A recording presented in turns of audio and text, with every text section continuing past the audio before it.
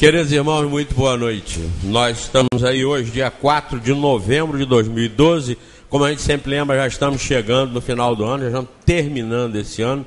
É claro que todos já estão com os planos de 2013 em dia, se o mundo não acabar agora no dia 21 de dezembro, né?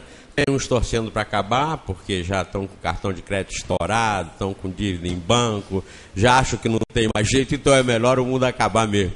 Mas tem outros que não, Tem até umas propagandas aí do pessoal dizendo: vou gastar cartão de crédito, estourar o cartão de crédito, se o mundo não acabar, eu acabo com o quarteirão. Ou seja, se enfeita todos, fantasia todo, as mulheres principalmente, não é? E se acabar? Não no dia 21, mas agora, no dia 12. Ou erraram um mês, não vai acabar em 21 de dezembro, e sim 21 de novembro. Aliás, previsões para o fim do mundo são tão velhas quanto o próprio mundo. Não é? O mundo já teve para acabar milhares de vezes previstas. E o pior que até no movimento espírita tem quem faça essas previsões. Quem estuda espiritismo não entra nessas bobagens, porque dizem muito claramente os espíritos que toda manifestação de espíritos em que se estabelece datas, para nós não acreditarmos, porque isso é furado.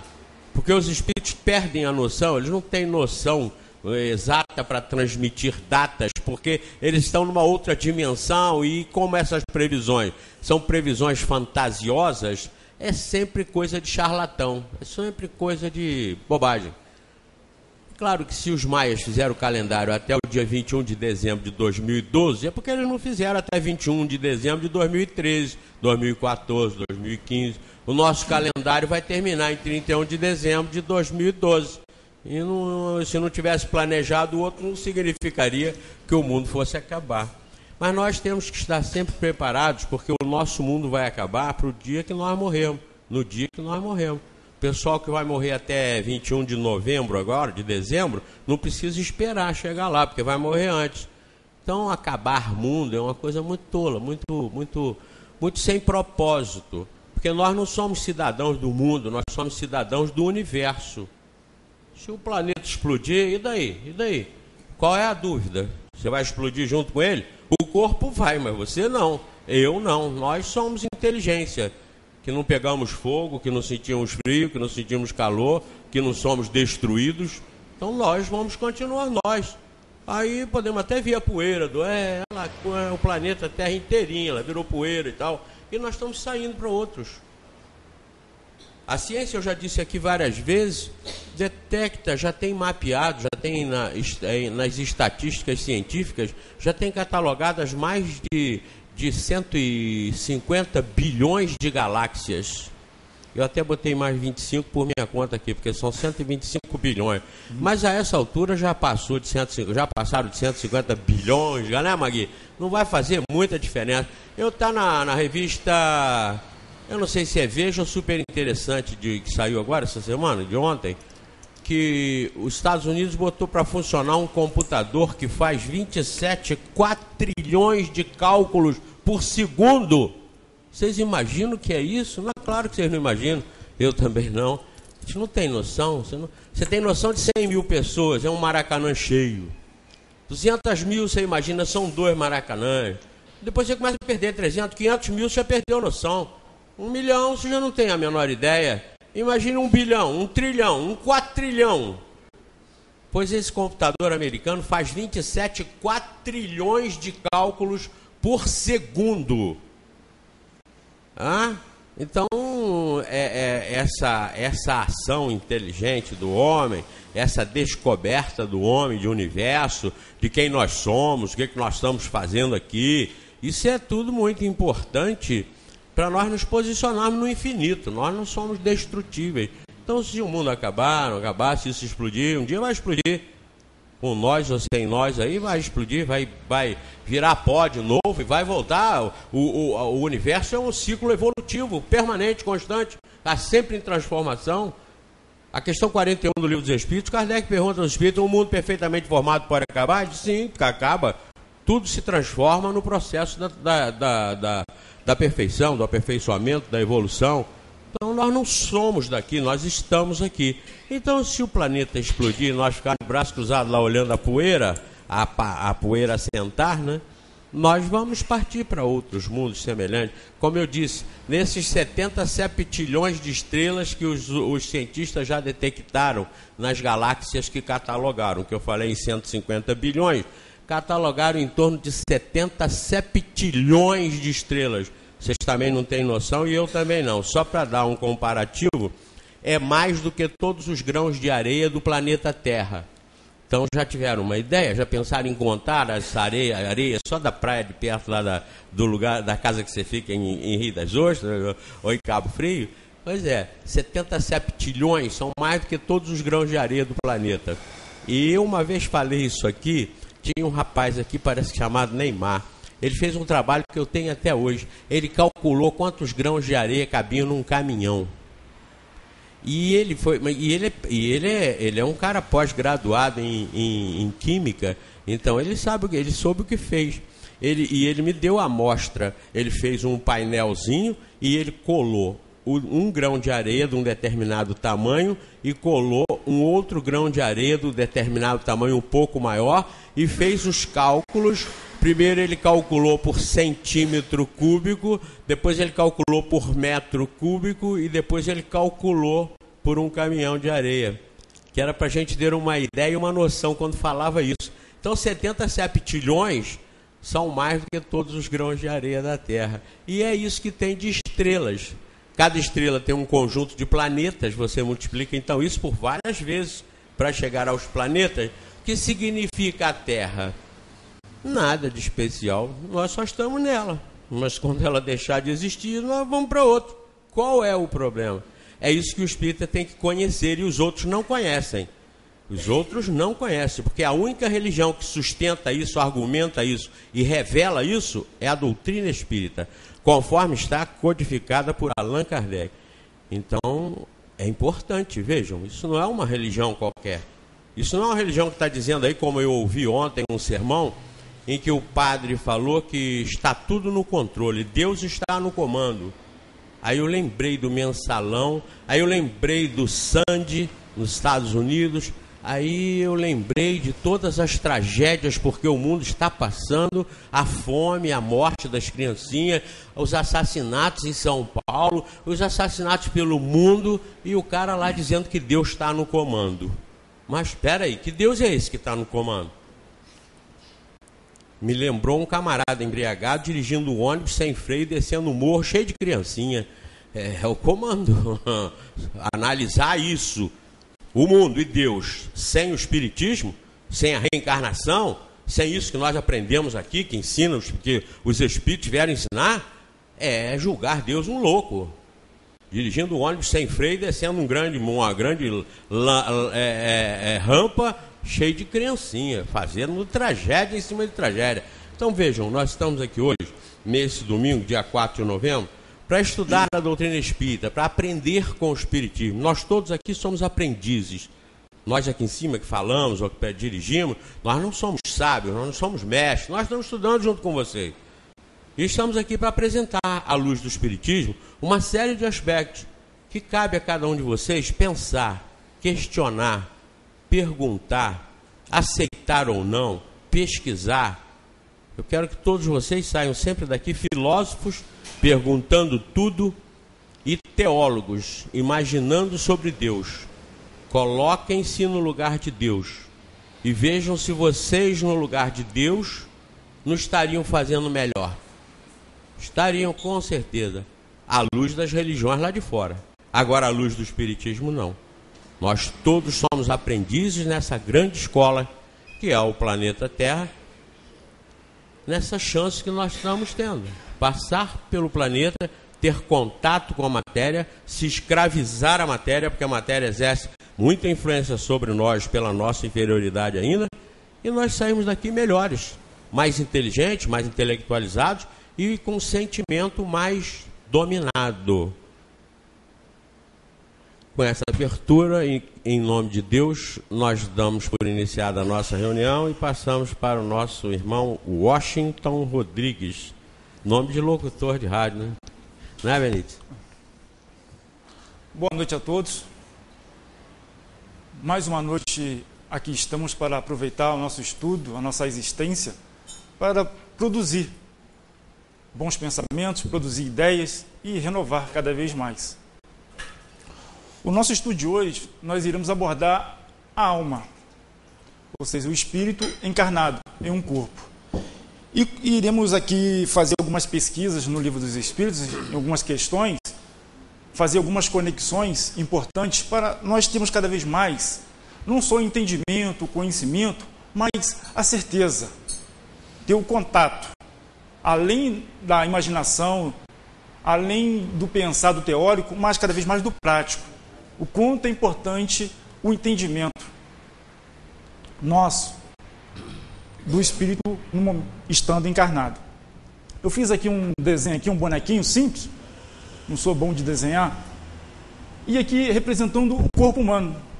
E no corpo humano existe, né, a ciência, a pesquisa, existe cada vez mais bilhões de neurônios, trilhões de células. Nós temos 5 sentidos, né, nesse corpo físico. Então vemos como o nosso corpo é uma máquina fenomenal. Temos organismos, órgãos, uns funcionam automaticamente, independente do nosso estado, independente se estamos acordados ou em estado de repouso. Outros funcionam independente de estarmos tristes, alegres. Então, vemos como é perfeita essa máquina. Outros órgãos já funcionam e se alteram quando estamos tristes, ou quando estamos felizes, contentes, descontraídos, estamos equilibrados, estamos calmos ou estamos em repouso, dormindo. Então, vemos essa máquina formidável, que a ciência cada vez mais pesquisa, porque essa máquina formidável, ela serve de habitação para um princípio inteligente. E esse princípio inteligente atua nesse plano físico, nesse corpo, nessa estrutura. Mas esse ser aqui, ele não é só biológico. Ele não é só orgânico. Ele não só tem só o princípio vital, assim como tem, né, o vegetal, os animais, tem o princípio vital, tem o corpo, tem algo além disso. Aí eu fiz um desenho de um bonequinho ali, ó, ele está pensando. Aí ele está cogitando. O que sou? De onde eu vim? Para onde vou? Ele está pensando o que vai fazer no futuro, daqui a 1 hora. Ele está pensando o que foi feito, o que ele realizou no passado. Ele está cogitando. E pensando, ele chega no pensamento, penso, logo existo.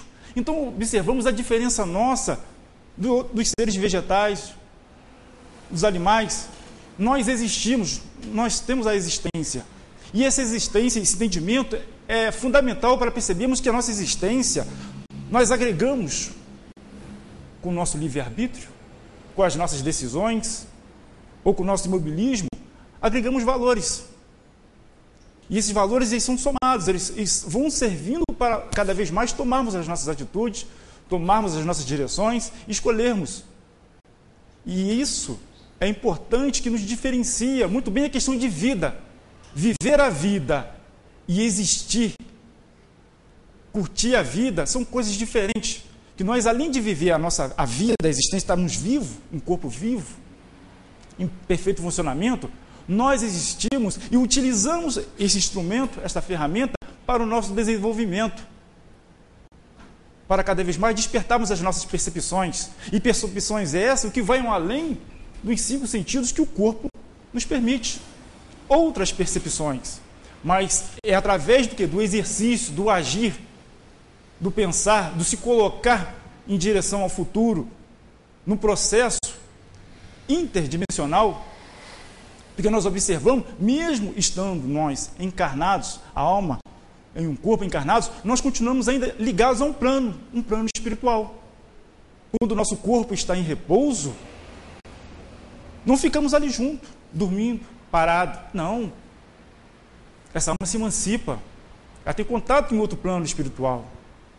Então, mostra-nos a dimensão que nós temos. Mesmo estamos encarnados, inseridos em um corpo físico, ainda assim continuamos ligados a esse mundo espiritual. De onde viemos? De onde, quando daqui, esse período de existência que estamos agora cessar, iremos retornar. Então, essa compreensão ela é bastante interessante, porque aí percebemos que não basta para nós apenas viver. curtir a vida, aproveitar as coisas da vida material, mas sim numa dimensão maior, uma dimensão que desenvolvimento da inteligência, um desenvolvimento da moral, porque nós vivemos em sociedade. Esse espírito que está encarnado em um corpo, essa alma, ela precisa lidar com seus pensamentos, com as suas questões íntimas. Ela pergunta: de onde eu vim? Para onde eu vou? Por que devo fazer o bem? Por que faço mal? Por que eu sinto amor? Por que eu sinto raiva, eu sinto ódio? Por que eu sinto satisfeito quando realiza algo que é produtivo e que traz um benefício para mim, ou que traz um benefício para o próximo? Então, esse intercâmbio nosso conosco mesmo faz com que nós existamos, possamos cada vez mais entender que nós somos um princípio inteligente, que nesse corpo habita um princípio inteligente, não só um organismo biológico com seus bilhões de neurônios, trilhões de células e fazendo as suas conexões, pura e simplesmente tem um sentido a mais, tem um quê a mais nesse corpo. E para entender isso, vamos no Livro dos Espíritos para vermos que esse corpo ele tem 3 partes interessantes. Na questão 135 do Livro dos Espíritos: há no homem outra coisa além da alma e o corpo? Há o liame que une a alma ao corpo, é o perispírito. Então observamos a alma, ou seja, o espírito encarnado, o corpo e o liame que une, que faz a ligação que o espírito possa atuar, que possa se expressar, que é o perispírito, que é ligado célula a célula a esse corpo. Esses trilhões de células. Então vemos como estamos intimamente ligados a esse corpo. E muitas das vezes, pela nossa ignorância, pela nossa incompreensão ainda, porque estamos em evolução, isso é normal, isso é comum, achamos que nós somos o corpo. Invertemos a coisa, como nós, ou seja, a alma é um produto do corpo. Essa inteligência que nós temos é um produto do corpo. Por pensarmos que são as conexões, que são as células que pensam, que elaboram, como um computador, que tem uma mega memória, um mega processador, e ali saem as questões. Não. Assim como um computador, precisa ter um homem ir lá e colocar os dados, as informações, planejar, projetar ele. O computador não se projeta sozinho. Tem que ter um ser pensante, independente da matéria, para poder agir, fazer ele funcionar. E assim é essa estrutura, organizada, idealizada por um Criador, para que possa servir de ferramenta, de instrumento para a evolução, a transcendência de um princípio inteligente que é o espírito. Então observamos como é interessante. E continuando aqui, a questão 135A. Qual é a natureza desse liame, do perispírito? Semimaterial, quer dizer, um meio termo entre a natureza do espírito e a do corpo. E isso é necessário para que eles possam comunicar-se. É por meio desse liame que o espírito age sobre a matéria e vice-versa.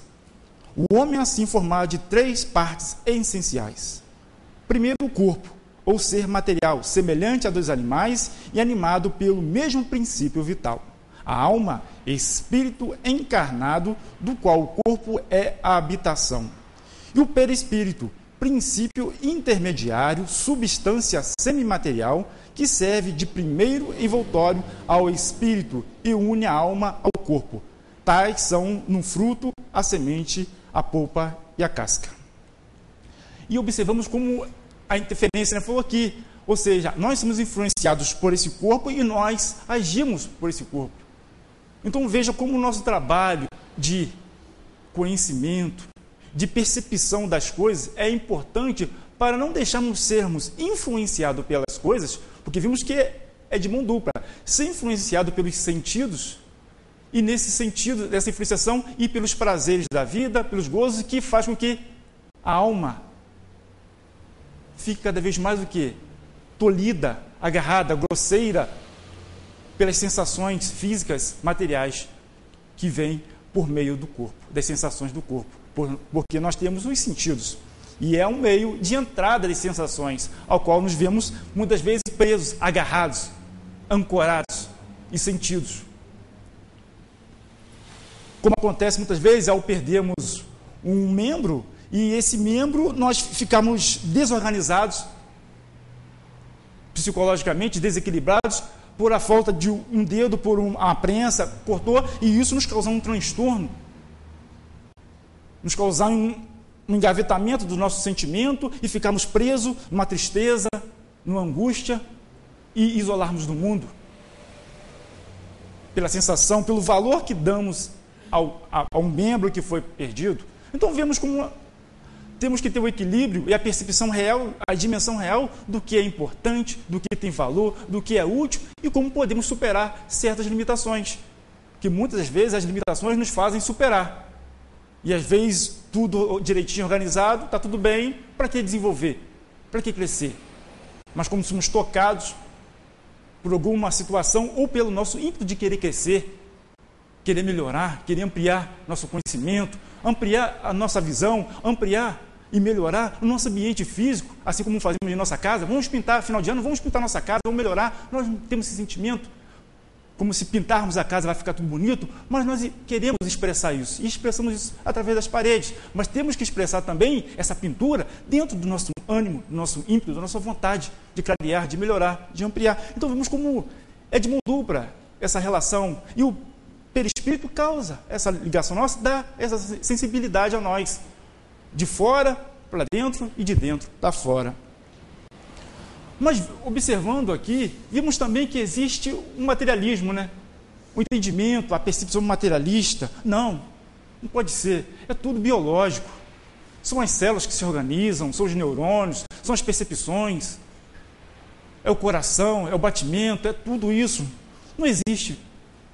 Cessou o corpo, acabou. Aquela inteligência, aquele conhecimento que foi agregado durante uma existência, aquelas relações, aquelas sensações, aqueles valores morais que foram trabalhados, foram sentidos, perdeu. Com a desagregação do organismo físico, perdeu, acabou. É uma compreensão, um entendimento materialista do ser. Quando cessa a vida, o princípio vital, cessa tudo aquilo que foi trabalhado, desenvolvido. Mas nós observamos que nós temos uma existência, não temos só uma vida. E o materialismo, dizem os materialistas que a realidade é exclusivamente material, sendo a espiritual apenas uma propriedade ou um produto da matéria. Ou seja, a alma é um produto da matéria, é um efeito, não a causa. A alma é para eles um efeito e não a causa. A inteligência, o pensamento, o sentido decorre da propriedade da matéria. Então é complicado nós termos esse entendimento, essa compreensão. Porque nós vemos gêmeos, filhos do mesmo pai, mesma mãe, têm entendimento, têm percepções diferentes, têm atitudes diferentes, personalidades diferentes. Olhando apenas no plano nosso aqui físico, vimos como diferente, mas o organismo é o mesmo, não é? A aparência é a mesma, mas são diferentes. É uma forma, assim, prática, bruta, a grosso modo, de observarmos que não é o princípio orgânico que vai fazer derivar a alma como um produto. E a missão do Espiritismo é precisamente a de nos esclarecer sobre esse futuro após a cessação da vida orgânica. Que futuro? A alma. O que acontece? Acaba? Não tem mais vida? Acabou tudo? Terminou? Não. E vamos então na questão do Livro dos Espíritos 148.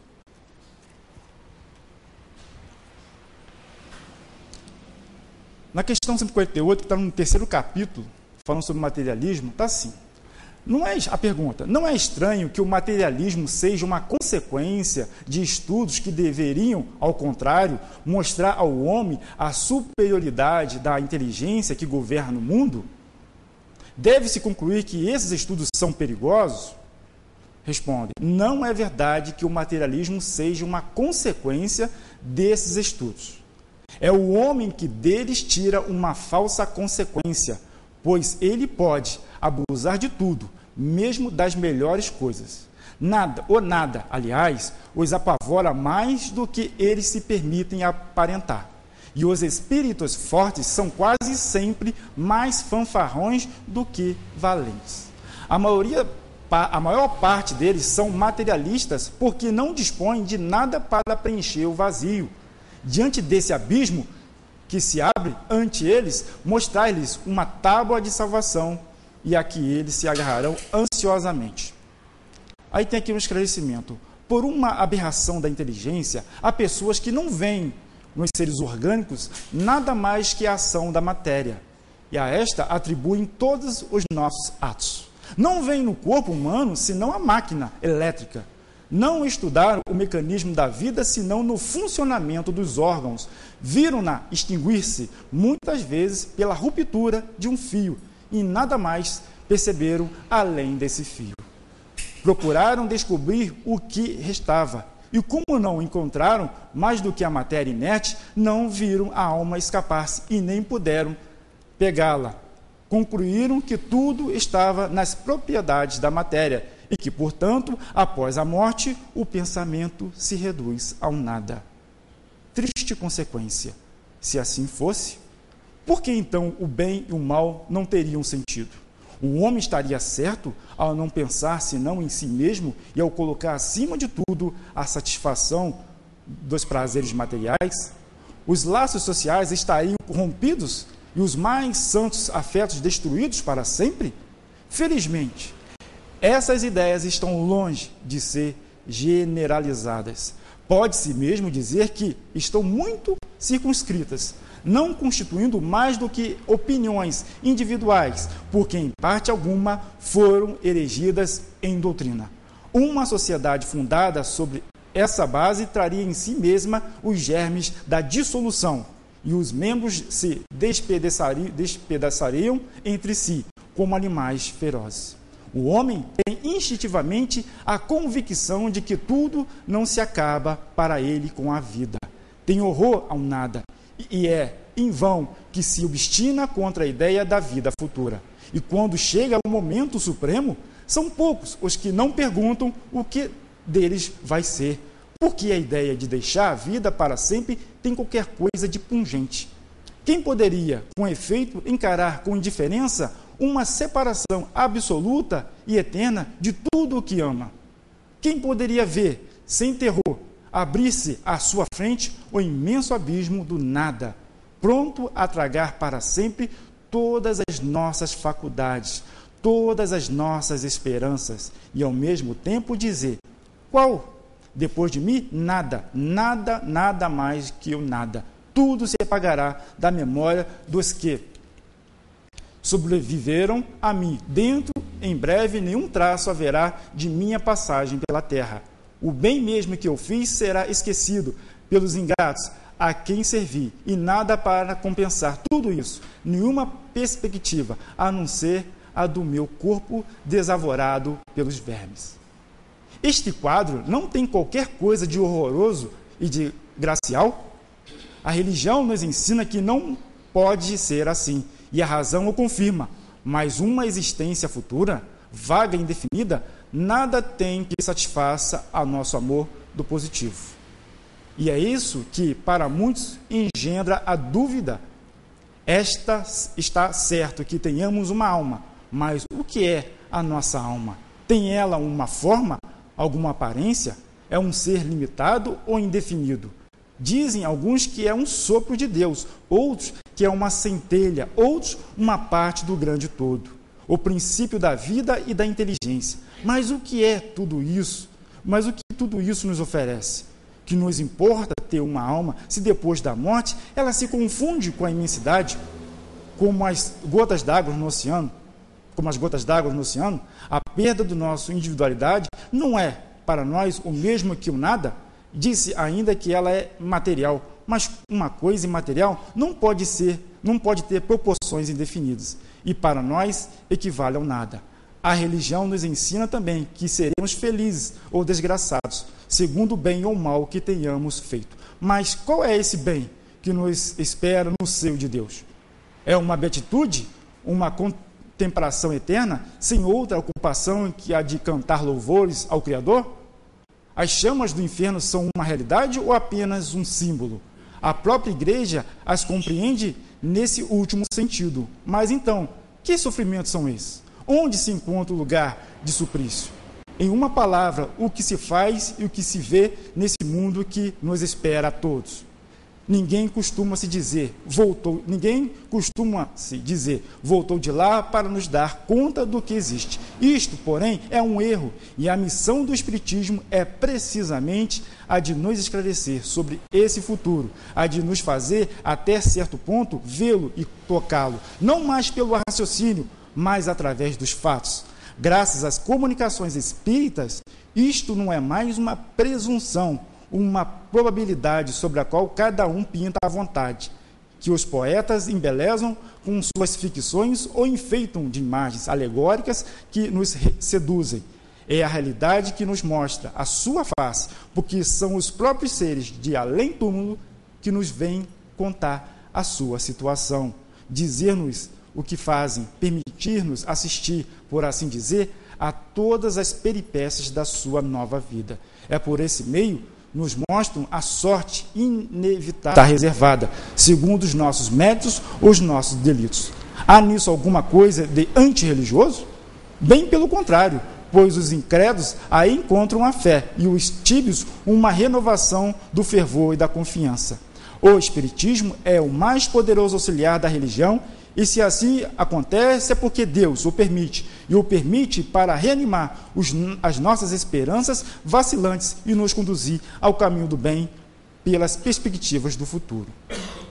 Observamos que muito se procura, se estuda, principalmente hoje com a tecnologia, cada vez mais passa do átomo com seus microscópios muito potentes e entender a matéria, decodificar o gene, sempre procurando alguma coisa além, esfarelando todo o corpo para procurar onde está essa inteligência, onde está esse princípio, e não acha. Não acha. Assim como também a compreensão de que, ao desencarnar, ao a alma romper, o nada, o vazio, ou voltamos para o todo. Não voltamos para o todo como uma gota que cai no oceano, tudo aquilo que perdemos, a nossa individualidade se perde. Não. Não é esse entendimento. E a doutrina espírita, esse conhecimento vem mostrar isso. E isso é importante para o nosso entendimento a seguir, que nós vamos ver aqui o processo de a alma após a morte. Que a alma após a morte mantém a sua individualidade. E essa individualidade não é apenas a forma que tinha quando encarnado, não é só o conhecimento, a personalidade que tinha nessa existência que acabaram de deixar. Não, essa individualidade é muito além do que isso. Individualidade é todo o conhecimento, toda a aquisição que esse espírito teve ao longo da sua existência, das suas existências, que foi se acumulando pelo seu aprendizado, pela sua forma de se colocar diante da vida, da existência. Então, essa individualidade mantém com ele. Porque é fruto do livre-arbítrio, das suas decisões. Então, esse princípio, essa inteligência, esse conhecimento não volta para o todo, não é parte de um todo, não se perde, continua-se ainda inteiro, íntegro. Então, observamos que após a cessação do corpo, acabou o princípio vital do corpo, a alma se desprende. Se desprendendo, ela continua a existir. Continua a existir e continua mantendo a sua individualidade e seu conhecimento. Ora, se mantém seu conhecimento nas várias existências que essa alma tem, esse conhecimento é acumulativo. Ele vai somando e vai agregando. E aí observamos a questão de ação e reação. Então, tudo que fazemos em uma existência vai proporcionar uma reação. E essa reação faz parte do desenvolvimento, do crescimento da alma. Porque isso é fruto das suas qualidades, das suas decisões, da sua oportunidade. E é interessante que a alma, ao retornar ao mundo espiritual, porque ao separar do corpo, ela retorna ao mundo espiritual. Ela retorna, volta para esse mundo. E voltando para esse mundo espiritual, ela continua. Continua a pensar, continua a ter sentimentos com aqueles que deixou, no caso a palavra nem seria deixar, que deixou de ter o convívio, o contato direto na existência, nessa existência. Ele continua a ter os sentimentos de amor, de raiva, de ódio, ou de humildade, simplicidade, continua a ter isso, continua o mesmo. Só que agora não está mais agregado, atrelado a um corpo físico. porque esse já não existe mais, já desentregou-se. Quando ocorre a desencarnação, há uma volta a ser espírito, retornando ao estado espiritual, levando apenas os valores morais e o desenvolvimento intelectual que obteve aqui, porque são valores, é riqueza. A nossa riqueza são os valores morais e são o conhecimento que adquirimos, que desenvolvemos em nossa existência, em nossa vida, no processo desse mundo. Então observamos que tudo isso que fazemos, que temos aqui como ferramenta, mecanismos materiais, é para o desenvolvimento da alma. No aspecto moral, no aspecto afetivo, no aspecto de inteligência. Desenvolvimento da inteligência. E para complementar mais ainda, a separação da alma e do corpo. Como se dá essa separação? Ora, se a alma se separa do corpo, como se dá isso? Como se dá essa ruptura? Né? Como isso se desenvolve? Vai depender da vida, da existência que tivemos, da relação que tivemos nessa vida. E da forma com que essa ruptura ocorre. Se for uma ruptura abrupta, violenta, um acidente, automaticamente, essa ruptura será dolorosa, porque será momentânea. Se é um fator, pessoa que está acamada, doente, já com um sistema fisiológico, biológico já enfraquecido pela idade, é outra forma de separação. Então, a forma de separação ela vai depender do estado físico e também da evolução que esse espírito tem. Do que ele fez, como ele implementou na existência as suas realizações, o seu conhecimento, o seu entendimento pela vida. Porque também temos o temor. A ignorância leva ao temor. E o temor, isso provoca o quê? Perturbação. Procuram o que está acontecendo comigo. O que está acontecendo? Principalmente quando acontece uma ruptura brusca. De repente estava no momento, estava existindo, e de repente já não existe mais no plano físico, mas continua a existir no mundo espiritual. E continua a existir, então, nos dois planos, porque existe essa interação. Continua a existir, mas só que pela ignorância, pela falta de conhecimento, de entender que além desse corpo biológico, existe um princípio inteligente que sobrevive à destruição desse corpo. Se não tem a compreensão adequada, um entendimento apurado, causa-lhe um transtorno, causa-lhe uma incompreensão. O que está acontecendo comigo? Por que eu falo, as pessoas não me entendem, não me atendem? E isso é um fato. E é um fato provado na ciência, é um fato que, pelo estudo que temos na doutrina espírita, no livro dos médiuns, vimos vários relatos dessas situações e desse intercâmbio, dessa interação do mundo espiritual com o mundo material e vice-versa. Então, observamos, são vários fatores que vai determinar a forma, se vai ser uma forma dolorosa, uma forma mais tranquila, desse desenlace, desse passar a alma, retorno ao mundo espiritual. E a nossa compreensão desse processo, nossa compreensão da parte que compõe esse corpo, e como nós interagimos, o espírito interage, é muito interessante, porque cada vez mais vai nos abrindo os olhos do que realmente é real para a alma, do que realmente é intransponível, que vive e sobrevive à morte do corpo. E chegamos a um entendimento. Ora, se aquele ente querido que convivia conosco desencarnou, fez a passagem, ele continua a existir. Se tínhamos uma boa relação com ele, se tínhamos um sentimento, esse sentimento continua. Se tínhamos uma ligação afetiva, uma ligação de amizade, continua. Por quê? Porque esse espírito continua a existir.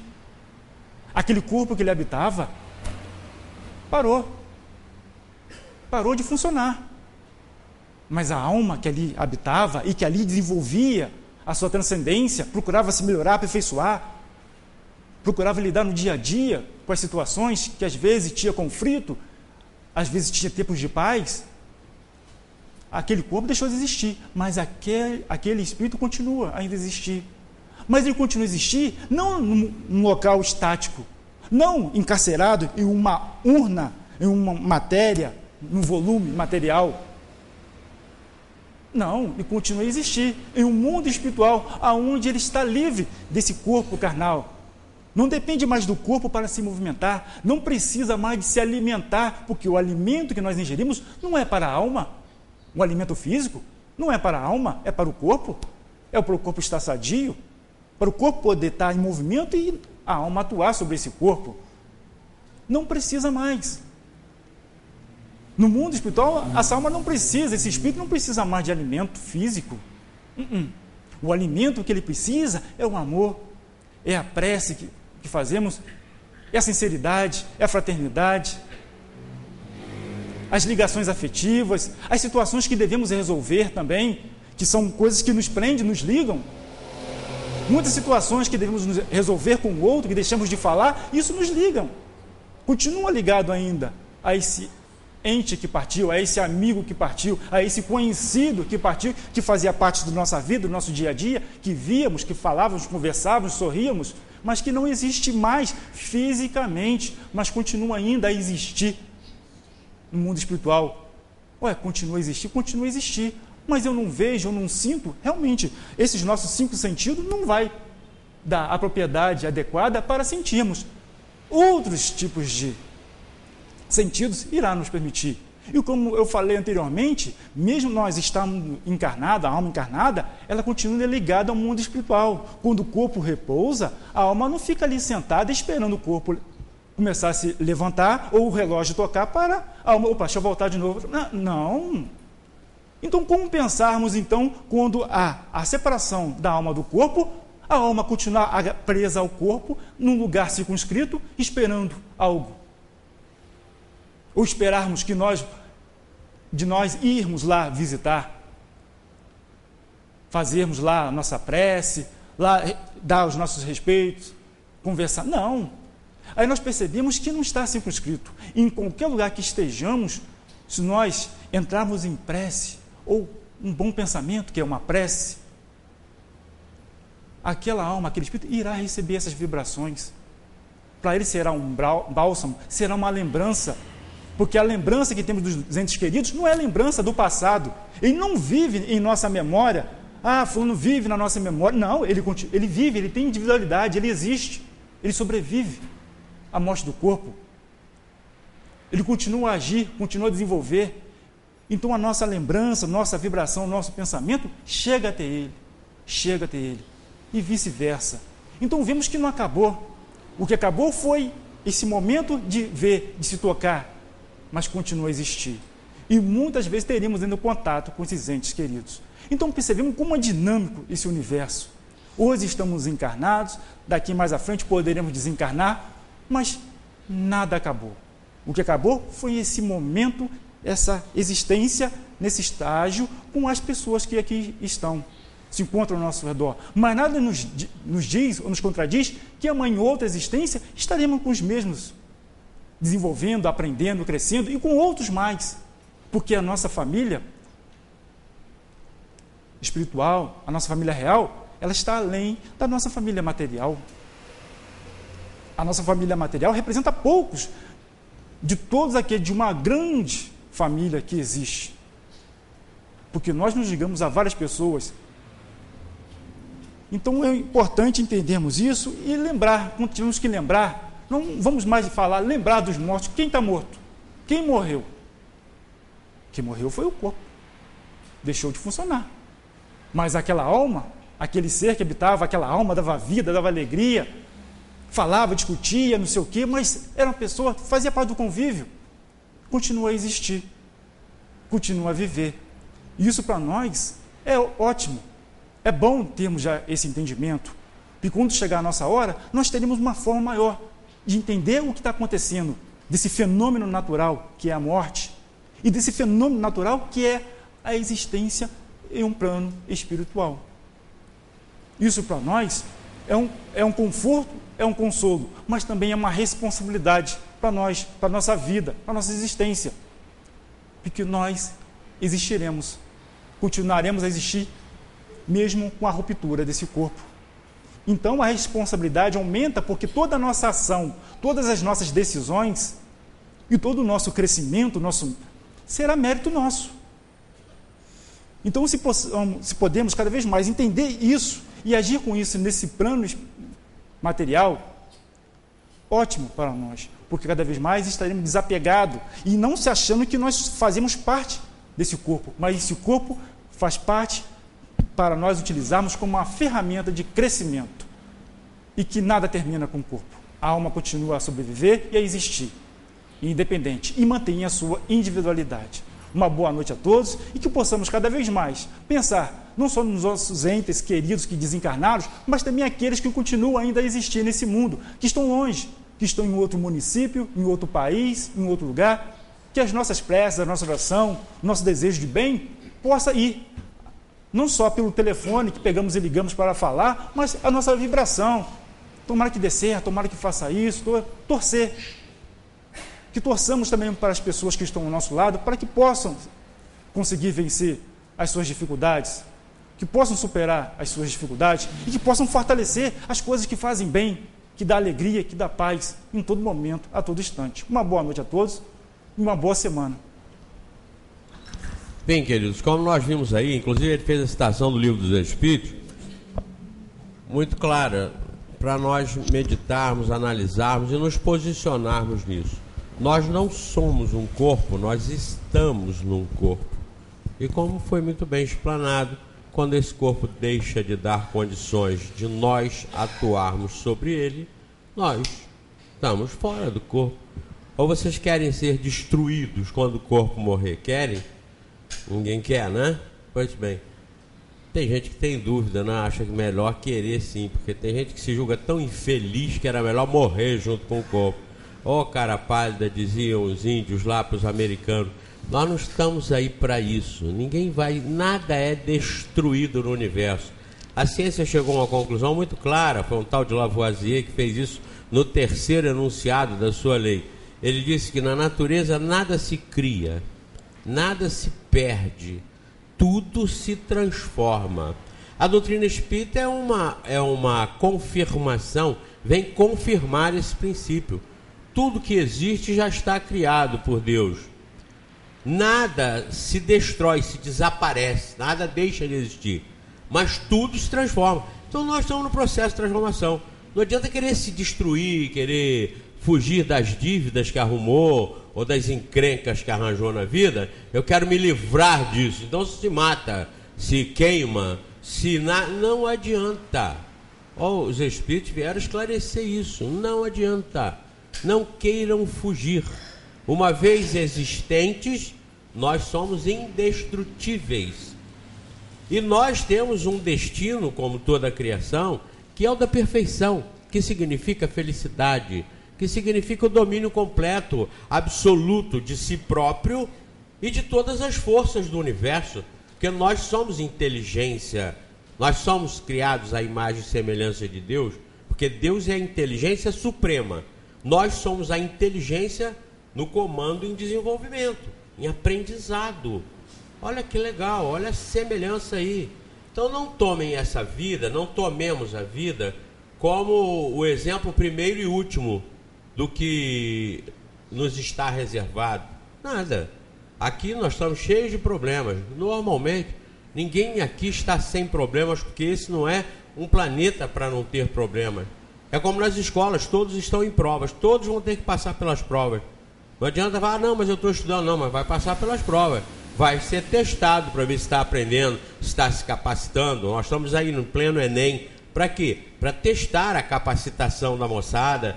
Então, no planeta é um Enem. Nós estamos no planeta aqui fazendo esse Enem do infinito, esse Enem da perfeição.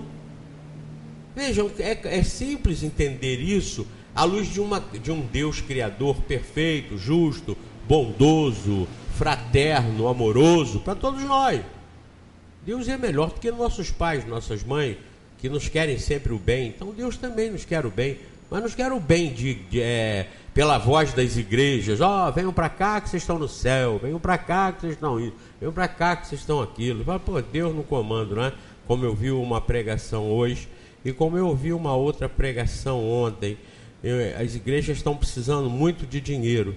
Então ontem eu vi um pregador dizendo que esse mês eles estão precisando de R$1.400.000. Aí mandando tirar o boleto na própria internet. Eu até pensei em mandar tirar, vou fazer uma contribuição. Uma vergonha.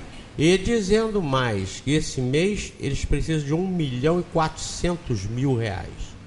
Mas até o fim do ano eles precisam de mais 4 milhões.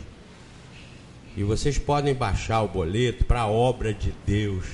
Que Deus é esse? Que podridão é essa que estão enfiando o mundo e botando a culpa no Criador? O Espiritismo está aí para tirar Deus disso. Que é Deus?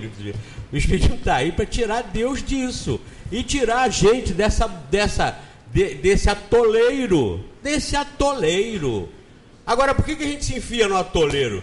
Porque nós estamos querendo vantagem. É igual você entrar lá e jogar na loteria. Quem é que vai lá e joga para perder? Sabe que não vai ganhar, mas não joga para perder. Ele joga para ganhar, mas vai perder. Mas joga para ganhar, mas vai perder. Mas continua jogando para ganhar, mas vai perder. Então por que a gente vai atrás do atoleiro? Caminha para o brejo? É porque nós estamos com o olho desse tamanho, querendo tudo de vantagem para nós. Mas as vantagens que a gente quer para a gente, equivocadamente, é a vantagem material. Essa vantagem que vai pelos dedos afora quando o corpo não der mais condição. Lembra, eu tenho um exemplo aqui que eu falo para... Tem na loteria, ali perto do meu escritório, tem uma loteria que tem lá os números da sorte. Vai dar os 6 números da Mega Sena acumulada. Eles sempre tem lá, mas nunca ninguém quer, porque tem uma exigência. A gente te dá os 6 que vão sair na Mega Sena, mas você morre dentro de uma semana. Aí o pessoal não quer. A fila de lá, o caixa que tem os números, está sempre vazio. A outra fila vira lá no quarteirão da praça. Agora aquela ali que tem o número, ninguém quer, porque tem uma condição, você ganha. Segunda-feira ou no dia seguinte, não sei quando é o sorteio, mas no dia seguinte você é ganhador.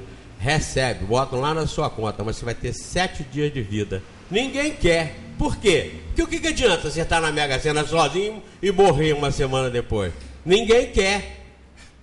Então vejam, nós todos estamos sabendo que o melhor da vida é estar vivo e não ter o mundo, não ter dinheiro, não ter avião, mansão, carrão. O negócio não é ter, é ser. Porque se te der toda a riqueza do mundo com você infeliz, porque você foi abandonado, porque você está desgostoso com os filhos, com isso ou com aquilo, pode te dar todos os bens do mundo, que não te interessa. Não é isso que você quer. Você quer estar em paz com os seus amigos, com os seus entes queridos. Você queria ser amado, e não é amado. Que adianta você ter todo o dinheiro do mundo e não ser amado e não saber o que é amar? Vale nada. Aqueles 2 mendigos que devolveram o dinheiro que acharam, aqueles 2 moradores de rua, eles não estão se sentindo bem, porque deram tanta coisa para eles que eles não estão se sentindo bem. Eu vi a entrevista, a mulher não estava gostando de quê? De levantar cedo, de ter hora para levantar, porque eles não tinham hora para levantar. Eles dormiam num colchão debaixo do viaduto, mas eles eram felizes. Quando perguntaram para ele qual foi a melhor coisa que você teve no mundo até hoje, no mundo abandonado, você conseguiu alguma coisa boa? Ele virou para ela e falou assim: ela conseguiu ela, e ela conseguiu ele. Olha, e vejam, queridos, analisem a elevação dessas almas. Eles naquele abandono, naquele desprezo, naquele anonimato, pessoas passam por essa gente como passa por uma planta, um pé de uma árvore. Às vezes olham mais para uma árvore do que para uma pessoa dessa. Observe que quando até no restaurante, eu agora tenho mania de sempre perguntar o nome de quem vem atender a gente. Qual o seu nome? E chama a pessoa pelo nome. Porque isso é muito importante. Nós automaticamente numeramos as pessoas ou ignoramos as pessoas, como se elas não existissem. Se estão fazendo uma obra na frente da sua casa ou aqui na rua, você passa, tem dezenas de pessoas trabalhando. Você não é capaz de olhar o rosto de um deles. Você passa como se fossem números ou postes que estivessem ali, e a gente não se detecta com um ser humano. Então vejam, esses 2 abandonados, anônimos, sem responsabilidade nenhuma para cumprir com alguém, achar 10, 20 mil reais e procurar o dono, ir lá e devolver o dinheiro, é uma aprovação numa prova de honestidade, de desapego, de encontro com si mesmo. Então eu achei muito interessante, foi muito educativa a entrevista que fizeram com eles, porque ela disse que uma das coisas que ela não estava gostando era ter hora, ter que levantar na hora certa. Eles não tinham hora, eles não estão ligados a isso. Mas aí pegaram os dois e enfiaram o sistema da sociedade, o sistema de como eles têm que viver. As criancinhas nascem, vão para a escola, tem que ser bons na escola, tem que se formar para ter um curso pós-graduado, para ganhar dinheiro, para consumir, para comprar, para ter, e depois morrem infelizes às vezes, porque não conseguiu ser. Estava mostrando também, tinha uns documentários aí mostrando o pessoal na roça, o pessoal no campo, trabalhando em família e tal, que estão se desagregando, porque os jovens estão com aquela, já começa a crescer aquela ideia, bom, aqui eu vou ser lavrador, aqui eu vou cuidar das galinhas, dos bois, mas lá eu vou ganhar dinheiro, lá, e até teve um que disse assim, aqui eu só conseguiria no fim do ano comprar um par de tênis e uma calça. Depois de todo o ano trabalhado, no final do ano ele conseguia comprar um par de tênis e uma calça. Olha a concepção. Que bom se ele pudesse, então, no fim do ano, comprar 10 pares de tênis e 20 calças. Isso é o problema do ser humano, da alma, como ele apresentou aqui, é esse? É poder comprar tênis e calças no fim do ano? Tem pessoas que têm 100 pares de sapato e acham pouco. Tem 80 bolsas, 50 bolsas e acham pouco. Eu, quando falei uma vez com uma pessoa que a gente bastava ter um par de tênis, ela me contestou e eu mudei também. Não é, Magui? Nós conhecemos. Tem que ter 2, porque você lava um e bota para secar para usar o outro. Tá bem, 2. Mas por que ter 20? Por que ter 50? Uma vez alguém falou assim, você tem que caminhar. Eu falei... então eu tenho tênis. Ela falou, mas tem uma liquidação, tem um não sei o que, não sei onde, você vai lá e compra, porque lá, mas eu já tenho. Ela falou, não, mas está baratinho, está menos da metade do preço. Eu falei, mas eu já tenho. Mas você não pode perder essa chance de ir lá comprar. Então nós somos criados, nós vivemos numa sociedade em que nós somos induzidos a comprar, a ter.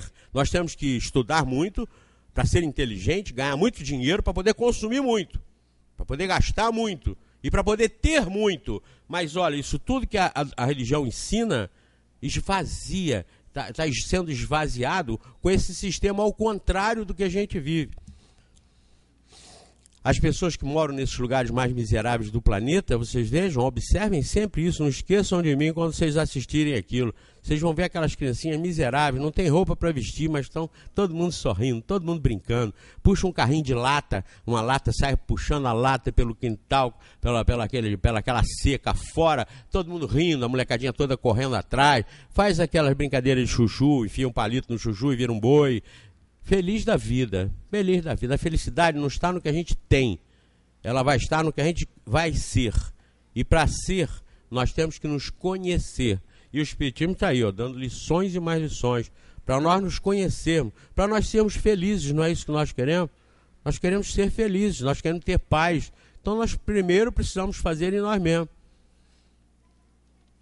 Tem pessoas que fazem discurso de amor, de fraternidade, de solidariedade, mas se esquecem de corrigir, de começar a consertar a si próprio. Senão não adianta nada. Senão o mundo vira essa teoria de um falando para o outro e ninguém fazendo aquilo que deve fazer. Vira uma teoria. Não adianta você falar em caridade quando não tem honestidade. Se não tem honestidade, não pode falar em caridade. Mas a gente vê tanta gente desonesta, nítida, caracteristicamente desonesta, falando em amor, fraternidade, caridade, isso não tem valor, não funciona, porque as religiões não estão convencendo. A diferença do Espiritismo para as outras religiões é que o Espiritismo procura convencer, tem argumentos de convencimento, para você se investir das suas responsabilidades. A sua felicidade é problema seu, não é meu, nem é do seu pai, nem da sua mãe. A sua felicidade é problema seu. Logo, você tem que encarar isso, assumir isso e se controlar. Porque daqui a 500 anos você vai estar com você mesmo. Daqui a 1 milhão de anos você vai estar com você. Então não vale a pena procurar se conhecer e se trabalhar para daqui a 1 milhão de anos nós estarmos felizes, nós estarmos tranquilos, nós estarmos senhores de nós mesmos, confiáveis do Criador, confiáveis da natureza? Claro que vale a pena, é o que o Espiritismo está alertando.